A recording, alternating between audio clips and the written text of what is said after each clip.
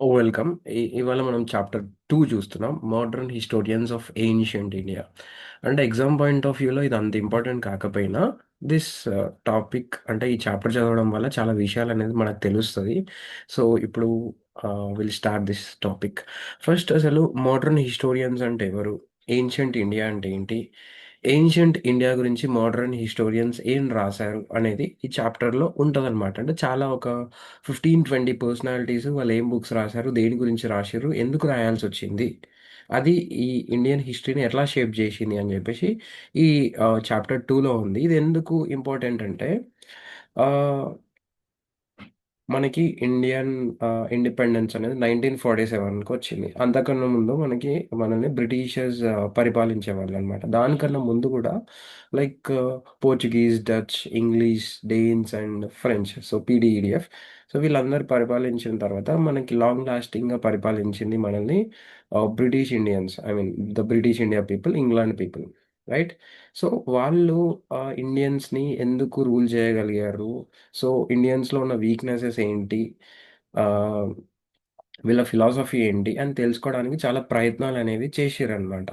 So దీంట్లో ఈ భాగంగానే కొలోనియలిస్టిక్ వ్యూస్ అండ్ కంట్రిబ్యూషన్. అసలు కొలోనియలిస్టిక్ వ్యూ అంటే ఇప్పుడు నా పాయింట్ ఆఫ్ వ్యూ, నీ పాయింట్ ఆఫ్ వ్యూ, ఒక్కొక్కరు ఒక ఒక పరిస్థితిని ఎట్లా చూస్తారో దాన్ని వ్యూ అంటాం, చూసేదాన్ని.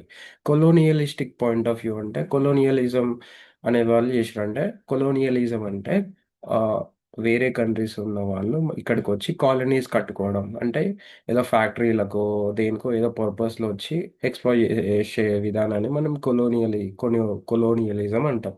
సో అట్లా వచ్చిన వాళ్ళ బ్రిటిషర్స్ని మనం కొలోనియలిస్టిక్ అంటాం. సో వాళ్ళు ఏం చేసిర్రు అంటే అసలు ఇండియన్స్ని మెల్లమెల్లగా వాళ్ళ ఆధీనంలోకి తీసుకుందామని ట్రై చేశారు. బట్ ఆ అంటే ఆ ప్రయత్నంలోనే ఏమైంది, రివోల్ట్ ఆఫ్ 1857 అనేది జరిగింది. సో 1857 జరిగితే అప్పుడు వాళ్ళకి ఏం ఆలోచనలు వచ్చినాయి, అసలు ఇండియన్స్ వీళ్ళ పాస్ట్ ఎట్లుంది, వీళ్ళ సిస్టమ్ అసలు వీళ్ళని ఏది శాసిస్తుంది, రిలీజనా, కాస్టా, ఏంటి, అసలు వీళ్ళ విధానం ఏంటి, విధి విధానాలు ఏంటి, వీళ్ళ లైఫ్ ఎట్లా బతుకుతున్నారు ఏంటి అనేది ఒక క్వశ్చన్ మార్క్ అనేది ఎవరికి వచ్చింది అంటే కొలోనియలిస్ట్స్ వాళ్ళకు వచ్చింది, అంటే బ్రిటిషర్లకు వచ్చింది. సో వాళ్ళు ఏం చేశారంటే మెల్లమెల్లగా మన ఆ, గ్రంథాలు కానీ వాటిని నేర్చుకోవడం in sense not learning purpose, but అక్కడ దాంట్లో ఏముందో తెలుసుకొని వాళ్ళకు అనుగుణంగా కొన్ని కొత్త పాలసీస్ చేసి మనల్ని ఇరకటంలో పెట్టిద్దామనే ప్రయత్నంలో ఉన్నారు. ఎందుకంటే every person has a negative things ఉంటాయి, ఏ కల్చర్లోనైనా స్ట్రెంగ్త్ అండ్ వీక్నెసెస్ ఉంటాయి. సో ఆ వీక్నెసెస్ని పట్టుకొని వాళ్ళు బుగ్గ బుగ్గ చేద్దాం అనేది ట్రై చేసిర్రు అనమాట. అప్పుడు ఏమైంది అంటే, సో అది historical background. So educated Indians ఎవరైతే ఉన్నారో వాళ్ళ ట్రెడిషనల్ హిస్టరీ, అంటే మన ట్రెడిషనల్ హిస్టరీ హ్యాండ్ రిటర్న్ ఫార్మాట్లో ఉన్న ఎపిక్స్, అంటే రామాయణం, మహాభారతం కానీ, పురాణాలు కానీ, బయో బయోగ్రాఫికల్ వర్క్స్ కానీ అవన్నీ చూసి చదివి నేర్చుకున్నారు. బట్ మోడర్న్ రీసెర్చ్ అనేది కూడా స్టార్ట్ అయ్యింది. దేని గురించి? ఏన్షియంట్ ఇండియా గురించి. మోడర్న్ రీసెర్చ్ ఎప్పుడు స్టార్ట్ అయిందంటే 1750s, 18th సెంచరీలో, లేట్ 1750sలో ఇంకా బ్రిటిషర్స్ వాళ్ళు గవర్నర్ జనరల్ ఆఫ్ బెంగాల్ చేస్తాం, అట్లా ఇట్లా చేస్తారని చెప్పేసి మనం పాలిటీలో నేర్చుకుంటాం కదా. సో ఈస్ట్ ఇండియా కంపెనీ 1765 నుంచి రూల్ చేద్దామని అనుకున్నది. సో దానికి స్ట్రెంథన్ చేద్దాం అనుకున్నప్పుడు ఇప్పుడు ఇండియా అనేది హిందూ అనేది, అంటే హిందూ లా తోటి ఉండదన్నమాట, Hindu law of inheritance. So అది ఏమున్నది అని చెప్పడానికి మనుస్మృతి అనే గ్రంథంలో హిందూ గురించి మొత్తం ఉంటుంది కదా, లా ఆఫ్ మను కదా, బుక్ కదా అని చెప్పేసి వాళ్ళు ఆ, ఒక పర్సన్ ఏం చేస్తాడంటే ఏ కోడ్ ఆఫ్ జెంటో లాస్ అని చెప్పేసి బుక్ని ట్రాన్స్లేట్ చేస్తాడు అనమాట. తర్వాత అట్లే దాంట్లో ఏమైంది అంటే చాలామంది పండితులు కానీ, పండితులు వాళ్ళు బ్రిటిష్ జడ్జెస్ ఉంటారు కదా, వాళ్ళతోటి అంటే కొలాబరేట్ అయిపోయి, అంటే బ్రిటిషర్స్ వల్ల పైసలు ఇచ్చి అదో ఇదో చూపించి లోపలికి లాక్కునే వాళ్ళు. అట్లా పండితులు ఈ పండితులు ఎవరైతే ఉంటారో, పండితు అంటే చదువుకున్న వాళ్ళు, ఆర్ఎల్స్ హిందూ ప్రీస్ వాళ్ళు. అట్లనే మనకి మౌలవీస్ అనే ముస్లిం మౌల దగ్గర నుంచి, సో అట్లా రకరకాలుగా అలా రాక్కొని, అంటే వీళ్ళ రిలీజన్, ఎందుకంటే రిలీజన్ అనేది చాలా పెద్దది. బికాస్ ఆ రిలీజన్ ఏం చెప్తుందో మనుషులనేవాళ్ళు అది జేస్తారు. At least in India. సో, కాబట్టి ఈ ధర్మం వీళ్ళు ధర్మం అసలు వీళ్ళ ధర్మం ఏంటి? ధర్మం అంటే రిలీజియన్. ఆ ధర్మం ఏంటి? అసలు ఏం జెప్తుంది? అని జెప్పేసి నేర్చుకోవడానికి వాళ్ళు ఇట్లా ఆహ్, ఉన్నోళ్ళ దగ్గరనే కొలాబరేట్ అవ్వడం స్టార్ట్ జేషిర్రు. ఎవరు? బ్రిటిషర్సోళ్ళు.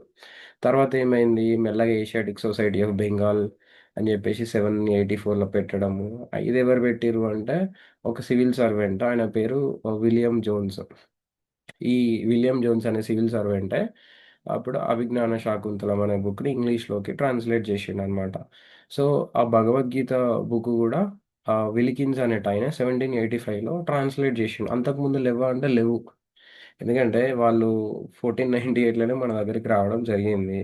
సో, ఈ గాంధీ అటు పోవడం ఇవన్నీ అంటే మనం ఆంగ్లం, ఇంగ్లీష్ నేర్చుకోవడం ఇవన్నీ 1800s నుంచి 1900s ఈ మధ్యలోనే జరిగినాయి మోస్ట్‌లీ ఎక్కువ.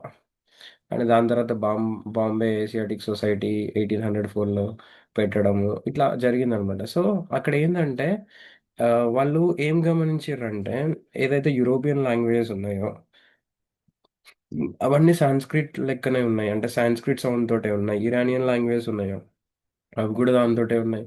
జర్మనీ గాని, ఫ్రాన్స్ గాని, రష్యా గాని, యూరోపియన్ కానీ ఇవన్నీ ఇండాలజీ అంటే ఇండియన్ భాషల లెక్కనే ఉన్నాయి. సో, ఫర్ ఎగ్జాంపుల్ మదర్ అంటే మాత అంటే ఆహ్, మాత్ర.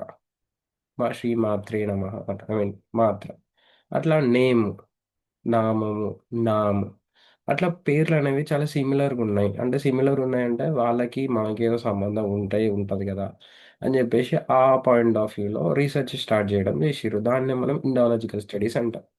తర్వాత ఏమైందంటే 1857లో పెద్ద దెబ్బ తాకింది. ఎవరికి? బ్రిటిషర్స్‌కి. ఎందుకంటే మనం అప్పుడు రాణి లక్ష్మీబాయి 1857లో రివోల్ట్ ఆఫ్ 1857 చేస్తారు. సో, అప్పుడేందంటే బ్రిటిషర్స్‌కి ఐ ఓపెనర్. అమ్మ! వీళ్ళు అంటే వీళ్ళ గురించి ఇండియన్స్ గురించి బాగా నేర్చుకోవాలి. బాగా నేర్చుకొని వాళ్ళని ఎట్లా అంటే అట్లా జేయాలి. వీళ్ళ వీక్‌నెస్ పాయింట్స్‌ని మనం కనిపెట్టాలి అని జెప్పేసి ఏం జేషిర్రంటే ఇండియాకి క్రిస్టియన్ మిషనరీస్ అని పంపియడం జరిగింది. ఎందుకంటే అప్పుడు కాస్ట్ సిస్టమ్ అనేది చాలా గట్టిగుండేదనమాట ఇండియన్స్‌లో. అప్పుడున్నప్పుడు ఏమైంది, ఈ ఎవరైతే ఇప్పుడున్న ఎస్సీలు వాళ్ళు వీళ్ళు ఉన్నారో, అంటే అంటరాని వాళ్ళు అని జెప్పేసి అప్పట్లో వాళ్ళకి కొనోటేషన్ అనేది ఉన్నది. వాళ్ళకి గుడిలోకి అలో లేదు. వాళ్ళకి గుడిలోకి అలో లేదు. గోపురానికి అలో లేదు. ఈ బ్రాహ్మన్స్ ఉండే వీధిలోకి అలో లేదు. వాళ్ళు చెప్పులేసుకొని నడవడానికి లేదు. సో, ఇంత గలీజ్‌గా అంటే వ్యవస్థ, సొసైటీ అనేది అప్పట్లో ఉన్నప్పుడు ఇవన్నీ చాలా వల్నరబుల్ పాయింట్స్. సో, అప్పుడు వాళ్ళేం జేషిర్రంటే క్రిస్టియన్ మిషనరీస్‌ని ఇండియాకి ఇంట్రడక్షన్ జేషి, సో, క్రిస్టియానిటీ వైపు గుంజడానికి ట్రై జేషిర్రు. ఎందుకంటే ఇప్పుడు మీ దేవుడే మిమ్మల్ని రాయనిత్తలేడు. సో, మా దేవుడు అందరు ఈక్వల్ అట్లా ఇట్లా అని జెప్పేసి there are many things that happen. తర్వాత ఏమైంది అంటే ఆహ్, ఇక్కడ 'మాక్స్ ముల్లర్' అనేటోడు books of the East series, sacred books of the East series అని ఒక వెబ్ సీరీస్ టైప్ అప్పుడు బుక్స్ రాసిండనమాట. అండ్ సో, ఇక్కడ ఏన్షియంట్ హిస్టరీ గురించి చాలా రాషిండనమాట. అండ్ 'మాక్స్ ముల్లర్' గూడా చాలా జనరలైజేషన్ జేషిండు. అంటే ఈ ఇండియన్స్ ఉంటారు గదా! వాళ్ళకి ఆ సెన్స్ ఆఫ్ హిస్టరీయే ఉండదు. ఆ క్రోనాలజీ ఉండదు. చాలా డెస్పోటిక్ రూల్ ఉంటది. ఆహ్, అసలు స్పిరిచువాలిటీ అని జెప్పేసి చాలా ప్రాబ్లమ్స్‌లో ఇరుక్కున్నారు. కాస్ట్ సిస్టమ్ ఉంటది. చాలా చెత్త సిస్టము. దాంట్లో సోషల్ డిస్క్రిమినేషన్ ఉంటది. అని జెప్పేసి అంటే ఇండియాలో ఉన్న వల్నరబిలిటీస్‌ని అన్నిటిని ఫైండ్ ఔట్ జేసి ఇండియా చీపు మేము జెప్పిందే బెస్ట్ అన్నట్టు ఆయన జేషిండు. తర్వాత ఆహ్ ఇది వీళ్ళకి ఇప్పుడు దాని తర్వాత ఫాలో అప్ అయిందెవరు? విన్సెంట్ ఆర్థర్ స్మిత్ అని ఇంకోడు 1843, 1920. ఆయన గూడా చాలా డీప్‌గా స్టడీ చేసిండనమాట. ఆయన గూడా ఒక సివిల్ సర్వెంట్ అండ్ ఆయనేమంటాడంటే ఇండియా అనేది ల్యాండ్ ఆఫ్ డెస్పోటిక్ రూలు. అంటే చాలామంది అంటే ఇప్పుడు రిలిజియన్ పరంగా చూస్తే హయ్యర్ రిలిజియన్ పరంగా చూస్తేనేమో ఈ బ్రాహ్మిన్స్ అనేటోళ్ళు కింద క్షత్రియులని, ఇంకా వైశ్యాస్‌ని, శూద్రాలని తొక్కడం. కాస్ట్ పరంగా చూస్తే అట్లా ఇట్లా అన్ని కథలున్నాయి. డెస్పోటిక్ రూల్ ఉన్నది ఇండియాల. ఇదేంది ఇది సో, మనం బ్రిటిష్ రూల్ ఎస్టాబ్లిష్ చేసేంత వరకు ఇదంతా ఎండ్ అవ్వదు అని చెప్పేసి వాళ్ళు ఇంకో గేమ్ ఆడడం స్టార్ట్ చేసిర్రు. అంటే ఎందుకంటే ఇప్పుడు వాళ్ళ ఉద్దేశంలో ఏంటంటే బ్రిటిష్ ఇండియా ఏదైతే ఉందో అది పెట్టుకున్నప్పుడు ఈ క్యాస్ట్ ఇవన్నీ చచ్చిపోతాయి. అప్పుడు పీపుల్ అనేవాళ్ళు హ్యాపీగా ఉంటారు. మనం టువర్డ్స్ క్యాపిటలిస్టిక్ కైండ్ ఆఫ్ థింగ్స్‌కి వెళ్ళడం జరుగుతది. అండ్ అని చెప్పేసి వాళ్ళన్నారు. సో, అక్కడ ఏమైంది తర్వాత అంటే ఆహ్, ఆహ్, సో ఇక్కడ మళ్ళా చైనీస్‌ని, ఇండియాని ఆహ్, అంటే రకరకాలుగా ప్రొపగండాలేయడము. ఇండియా అనేది ఆహ్, ఇదేంది డెస్పోటిక్ అట్లా ఇట్లా అని జెప్పేసి అలా జేషిర్రనమాట. తర్వాత without any experience of self rule how could the natives manage their affairs in the present? అసలు వీళ్ళకి సెల్ఫ్ రూల్ అనేది ఇంతకుముందు పాస్‌లో లేకుండా అసలు ఎట్లా మేనేజ్ జేస్తాలో అట్లా ఇట్లా అని వచ్చింది. తర్వాతేంటంటే వీళ్ళని ఇవన్నీ ఎందుకంటే అప్పుడు ఇంగ్లీష్ అనేది గూడా మనోళ్ళు గూడా నేర్చుకుంటాళ్ళు కొంచెం కొంచెం 1850స్, 1860స్ ఎందుకంటే మనోళ్ళు గూడా అక్కడికి పోతాళ్ళు. చిన్న చిన్న జాబులు ట్రై జేస్తున్నారు. బ్రిటిష్ ఇండియాలో. So, they are also getting educated అనమాట మనోళ్ళు. అప్పుడు కొంతమంది ఇండియన్ స్కాలర్స్ ఎవరైతే వెస్టర్న్ ఎడ్యుకేషన్ అంటే ఇంగ్లీష్ అనేది నేర్చుకున్నారో, వాళ్ళకి చాలా ఇరుకుడు అంటే చాలా చిరాకు పుట్టిందనమాట. ఏంది ఇది ఇంత దారుణమా? కొలోనియల్ డిస్టార్షన్స్ ఇంత నా పాస్ట్‌ని ఇంత గలీజ్ చేత్తరా? అని చెప్పేసి ఆహ్, వాళ్ళేం చేశారంటే ఒకటనుకున్నారు. ఈ బ్రిటిషర్సోళ్ళు ఏదైతే చేత్తాల్లో ఇదంతా పిచ్చి పిచ్చి చేత్తాల్లు. మనం సరే ఇవన్నీ గూడా ఉన్నాయి గదా! మనం మారుద్దాం. అంటే రీకన్‌స్ట్రక్ట్ ఏన్షియంట్ ఇండియన్ హిస్టరీ అనేది వీళ్ళు ఒక ఎజెండా ఇన్ సెన్స్ ఒక మిషన్‌గా పెట్టుకొని ఇండియన్ సొసైటీలో ఉన్న ఈ హెచ్చుతగ్గులని కరెక్ట్ చేద్దాము అని జెప్పేసి అనుకున్నారు. దాన్నే మనం వాళ్ళు హిందూ రివైవలిజం అనే ఐడియాతోటొచ్చిర్రనమాట.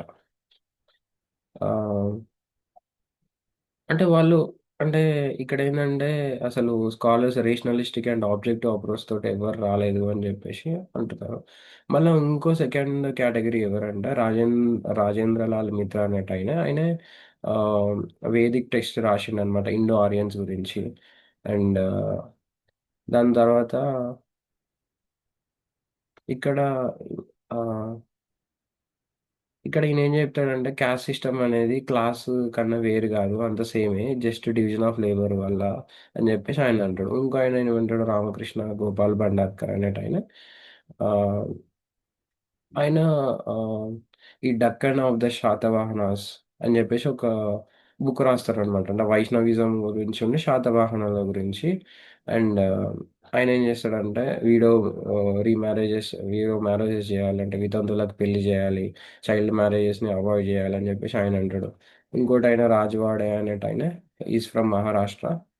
ఆయన సంస్క్రిట్ మనుస్క్రిప్ట్స్ గురించి రీసెర్చ్ చేసి, ఆయన మరాఠా హిస్టరీకి కొన్ని సోర్సెస్‌ని వెతికి రాస్తాడనమాట. 22 వాల్యూమ్స్ బుక్ రాస్తాడు. ఇప్పటికి గూడా ఆ బుక్స్ అనేది ఆహ్, ఇంకా గట్టిగా చదువుతారనమాట జనాలు. అంత స్టాండర్డ్‌గా రాస్తాడు. ఇంకోటాయన పాండురంగన్ వామాన్కన్ ఆయన 1882, 1972లో చనిపోతాడు. ఈయన హిస్టరీ ఆఫ్ ధర్మశాస్త్ర అని ఈయన ఒక బుక్ రాస్తాడు. సో, ఇట్లా రకరకాల వేరియస్ ప్లేసెస్ నుంచి చాలామంది అంటే బ్రిటిషర్స్‌కి అగనెస్ట్‌గా గాదు. మన కల్చర్ అనేది బానే ఉంది. కానీ కొన్ని చేంజెస్ అనేది అవసరం అని జెప్పేసి కొన్ని బుక్స్ రాషిర్రు. సో, ఇక్కడ 'భండార్కర్' అనేటాయన అశోకుడు గురించి రాషిర్రు. అట్లనే 'హేమచంద్ర' అనేటాయన ఇంకొక బుక్ రాషిండు. అంటే మహాభారత్ గురించి రాషిండు. ఆహ్, అంటే ఈ 'హేమచంద్ర రాయచూరదూర' అనేటాయన ఒక యూరోపియన్ హిస్టరీకి సంబంధించిన టీచర్ అనమాట. అండ్ అట్లనే ఈ 'ఆర్‌సి మజుందార్' ఈయన చాలా ఫేమస్ అనమాట. ఈయన హిందూ రివైవలిజం గురించి రాషిండు. అట్లనే బట్ ఇక్కడ ఇంకో పర్సన్ 'వీఎస్ స్మిత్' గాని, 'రయ చౌదరి' గాని ఆహ్, అంటే వీళ్ళని ఒక క్రిటిక్ ఉందనమాట. Militant brahmanism. అంటే ఇప్పుడు 'అశోకస్ పాలిసీ ఆఫ్ పీస్‌ని' ఆయన కండెమ్ జేషిండంట. He criticizes 'Ashoka's policy of peace.' అట్లా అంటే రకరకాలుగున్నారు. వాళ్ళందరి గురించి అవసరం లేదు. బట్ ఇట్లా రకరకాలుగా కొన్ని అంటే హిస్టరీ అనేది ఎట్లా బిల్డ్ అయితారంటే, హిస్టరీ అనేది ఒక పర్సన్‌తో బిల్డ్ గాదు. చాలామంది రీసెర్చ్ కొంచెం పెద్ద పెద్దగా అవుతదనమాట. ఏ సబ్జెక్ట్ గానీ, ఏది గానీ, ఏ టెక్నాలజీ గానీ ఒక పర్సన్ తోటి అవ్వదు. చాలామంది రీసెర్చ్ జేస్తారు. రీసెర్చ్ జేస్తే ఒక మ్యాటర్ అయితది. మళ్ళీ ఈ మ్యాటర్స్ అన్ని రిఫరెన్స్‌లు పెట్టుకొని కొంతమంది రాస్తారు. అది కంపైల్ జేస్తారు. మళ్ళీ కొత్తగా క్రియేట్ జేసుకొని ప్లగేరిజం లేకుండా అట్లా హిస్టరీ గానీ, ఏ సబ్జెక్ట్ గానీ, ఒక డిసిప్లిన్ గానీ అట్లనే తయారైతదనమాట. అట్లా వీళ్ళు రకరకాలుగా ఈ రాయ చౌదరి, నీలకంఠ శాస్త్రి అనేటాయన, ఇంకా 1960 పొలిటికల్ హిస్టరీ అని జెప్పేసి ఇట్లా రకరకాలుగా ఈ 1750స్‌లో స్టార్ట్ అయిన ఇది అప్ టు 1950s వరకి ఇంకా లైక్ పాత ఏన్షియంట్ ఇండియన్ హిస్టరీని చదివి రీఇంటర్ప్రిట్ చేయడము. సో, రీసెర్చ్ అండ్ చాలా జేసుకోవడం జరిగింది. అట్లనే షాకాస్ అండ్ కుషానాస్ గురించి గూడా ఈయనెవరు జయస్వాల్ అనేటాయన రాస్తాడు. అండ్ చంద్రగుప్త గురించి రాస్తాడు. పోరస్ గురించి రాస్తాడు. సో, 1924లో గూడా కేపీ జయస్వాల్ అనేటాయన ఈ హిందూ పాలిటీ అనేది ఒక బుక్ రాస్తాడనమాట. సో, యుఎన్ ఘోషల్ ఇట్లా ఆహ్, హిస్టరీ రాస్తాడు. మళ్ళీ తర్వాత ఏమైందంటే 1914 ఎప్పుడైతే ఈ ఇండియన్ నేషనల్ మూవ్‌మెంట్ అనేది కొంచెం పీక్ టైమ్ అయినప్పుడు, ఆ టైం అంటే 1900s అంటే గాంధీ ఆఫ్రికాకెళ్ళడము ఆహ్, ఆ టైంకి shift non political history. So, non political history వైపు మొగ్గు చూపిర్రనమాట. మొగ్గు చూపిర్రు సారీ. సో, ఇట్లా ఈ మెటీరియలిస్టిక్ ఫిలాసఫీ గానీ, అండ్ ఇంకోటాయన ఉంటాడు 'విఏ స్మిత్' అని చెప్పేసి. ఇంకా ఆయన 'Basham book' Kosambi. So, Kosambi అనేటాయన 'డీడీ కొసంబి' అనేటాయన 'introduction to study of Indian history' అనేది ఒక బుక్ రాస్తాడు. సో, అండ్ అప్పటికే 'కార్ల్ మార్క్స్' కొంచెం బాగా ఫేమస్ అయితాడనమాట. సో, ఆయన ప్రభావం గూడా ఈ కొసంబి మీద ఉంది అని జెప్పేసి ఇక్కడుంది. అండ్ అట్లా రకరకాల పర్సన్స్ మన ఇండియా నుంచి బ్రిటిషర్స్ యొక్క వ్యూ పాయింట్స్‌ని కొంచెం క్రిటిక్ చేసేటట్టు at the same time revivalism అంటే మనం కొన్ని ఎట్లైనా మన దగ్గర బొక్కలున్నాయి. సో, వాటిని పూడుపుదాం అనే దాంతోటి హిందూ రివైవలిజం గానీ, ఇంకా రకరకాలుగా కోసం ప్రయత్నించిరనమాట. అండ్ దీంట్లో భాగంగా వాళ్ళు ఆహ్, సోషల్, ఎకనామికల్ అండ్ కల్చరల్ ప్రాసెస్‌ని పొలిటికల్ డెవలప్‌మెంట్‌కి లింక్ పెట్టడం. అండ్ స్ట్రాటిఫికేషన్ అంటే రకరకాల లెవెల్స్‌లో విడదీసి చూస్తాం కదా! దాన్ని స్ట్రాటిఫికేషన్ అంటారనమాట. సో, టెక్స్ట్ దేనికి సంబంధించిన దాన్ని ఇట్లా చేయడం, కంపేర్ చేయడం. అండ్ అట్లనే కాకుండా ఆర్కియాలజికల్ గానీ, ఆంథ్రోపాలజికల్ ఎవిడెన్సెస్ తీసుకోవడం. ఆర్కియాలజికల్ అంటే ఈ పాత బిల్డింగ్స్ కానీ, టెంపుల్స్ గానీ, వాటిలో దొరికిన శిలాఫలకాలు. So, different different things.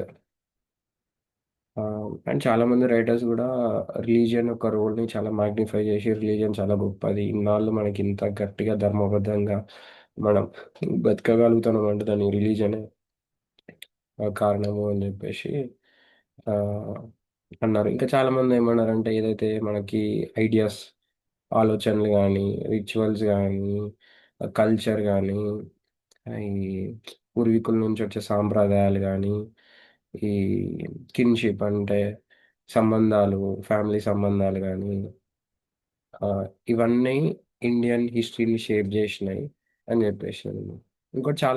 ఇంకొంతమంది రైటర్స్ ఎట్లా అంటే, ఇండియా ఈజ్ చానా గొప్ప ల్యాండు. ఈ స్టెబిలిటీ అండ్ కంటిన్యూటీ ఉండాలి. అసలు ఎన్నేళ్లయినా ఇండియా గిట్లనే ఉంటది అని జెప్పేసి గూడా చాలామంది అంటరు. So, that Indian society has not changed and cannot be changed అని గూడా చాలామంది అంటరు. But it is changing. Thus, the Chavanists and sophisticated colonialists use the study of India's past to prevent its progress. So, ఇట్లా అంటే చావనిస్ట్ అంటే ఎవరంటే unreasonable అంటే వాడేదో అంటాడు. బట్ దానికి ఒక రీజన్ ఉండదు. అది గుడ్డిగా నమ్మకము. వాళ్ళే గొప్ప అని జెప్పేసి ఒక అహంకారం అలాంటి అంటే it's based on maybe gender గావచ్చు, కాస్ట్ గావచ్చు, లేదంటే నేషన్ గావచ్చు. అంటే పక్కోడిని చులకనగా చూడడం. వాడిని చావనిస్ట్ అంటారనమాట. Chauvinist. I don't know the pronunciation ఎగ్జాక్ట్‌లీ. బట్ ఇది. సో, ఓవరాల్‌గా ఇక్కడ ఏందంటే ఇండియన్ హిస్టరీని చాలామంది ప్రభావితం జేషిర్రు.